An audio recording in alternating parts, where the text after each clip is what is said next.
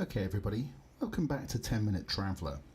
I'm going to be looking over the next 10 minutes or so at the characteristics in Classic Traveller and also having a look at the way that we get skill rolls involved.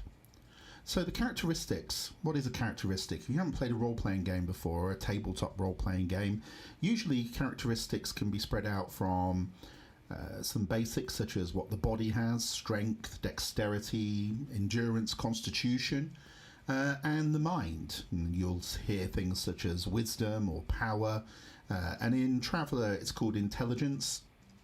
And then there's a couple of characteristics which you don't always see in other games, such as education and social standing. Let's deal with the easy ones first: strength, dexterity and endurance, physical characteristics. Now these are measured from the numbers 1 to 15. Now, technically, it says in the book 2 to 12, and that's because that's a random generated number. However, it is possible for a characteristic to be 1, which would be almost nothing there, or 15, which would be close to superhuman as you would have.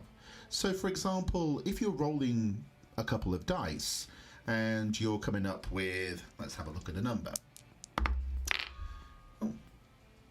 Bring that back. So that's 10. So that's a good characteristic. Say that's you've got a strength of 10. That's way above the average. The average would be 7. That's 3 points above the average. So you would expect to be strong, powerful, physically capable.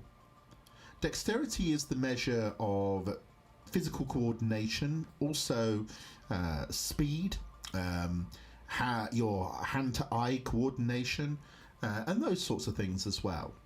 If you want to walk a tightrope, dexterity. Climb, possibly dexterity. Swim, possibly dexterity.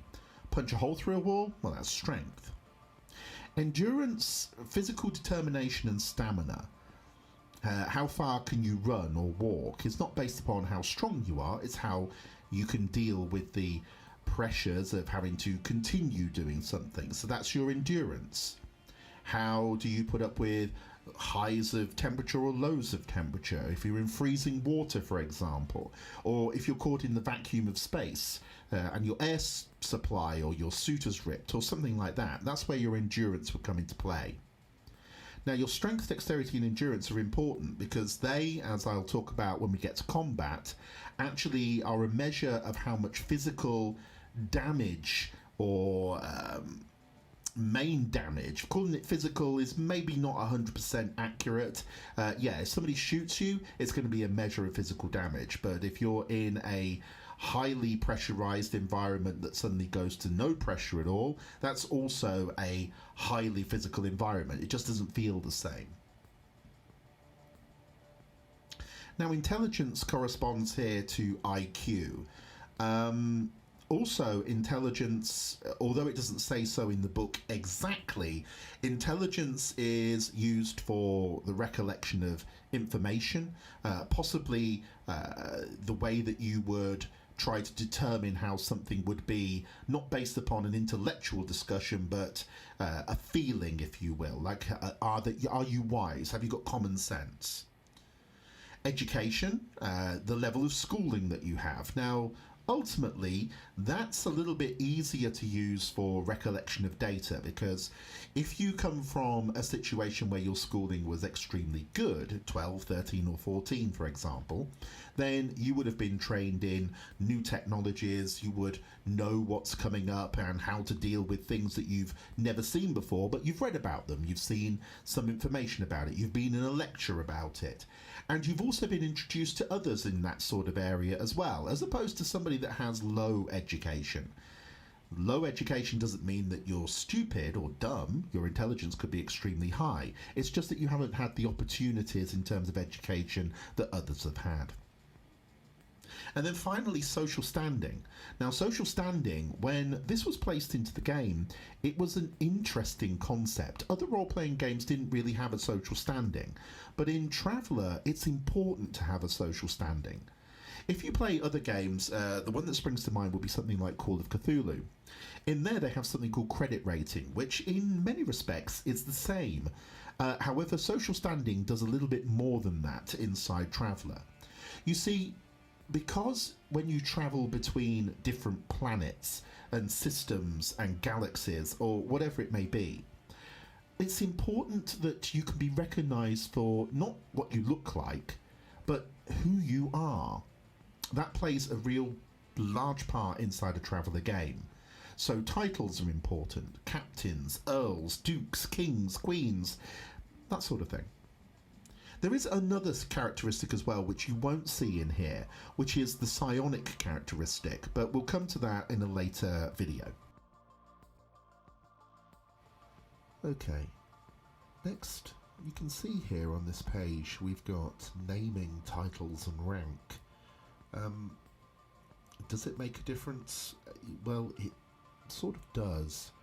You see that, as I mentioned before, space, not just in terms of space where space people are, but spaces in the distances is incomprehensible to us as normal human beings, because to the best of my knowledge nobody's been into space to travel those distances. And I'm not talking about travelling to the moon or something like that, I'm talking about flying to another star. And the way that Traveller deals with this is that it sets up this premise that everywhere is a week or 2 or 3 or 4 weeks away, depending on what type of equipment you've got in terms of your ships, in terms of your ability to pay for travel or whatever it is. But one of the things I really like about Traveller is that there is no super magical communication for voice, or more importantly data. You can't just point a laser at a distant star and send all of that information in that laser at the speed of light and it arrives at that distant star quickly. In fact, that's the whole term: light hours, light seconds, light years is the speed of light travelling to a certain place. So if a star is 1 light year away, then that laser is going to take a year to get there. Now, what that means is that, like the post, like the information that goes from one sector to another, it travels with the ships that go from one sector to another. Information about your ship that you're on is important, but probably what's more important is you. You see, just like modern day, you've got money, you've got credit, you've got influence, or whatever it may be. That's based upon you. You prove who you are with your passport. You prove who you are on a system of computers that network the world, that actually say that your bank card or whatever details you've got are verified and accepted. Now with Traveller, it does the same thing, except it takes a lot longer to get that information around. So you can't expect that if you go to a spaceport in a new sector that everybody's going to know who you are, unless you put yourself out there on the grid to understand who you are, which means that things like your name, your title and your rank have to all be known, they have to all be correct. And if you want to have any type of influence on what you're doing and where you are, that's what you will need to put into place. So when creating a character, it's important that you've got those things noted down as to what your starting character will be. If you don't, then you cannot expect to arrive at a distant star and get off the ship and just walk up to the local merchant and say, yes, I'm Duke Constantine of whichever place, and have everybody just accept that that's the case. Now, in terms of documents and things that you carry to actually show what your identity is, you'll have those available to you, but they still have to be hallmarked and have to be verified as well. So it's quite important. In the next 10-minute Traveller, we're going to have a look at the skills that are available, and have a look at the skills ranging from those that are based on commerce, action-based skills, and also other skills that are very necessary for actually playing the game. I'll point out the ones that I think are probably the most important, at least for newcomers, and also I'll talk a little bit about when you don't have a skill and what happens when you need to learn a skill or be trained for a skill. So that's on the next 10-minute Traveller.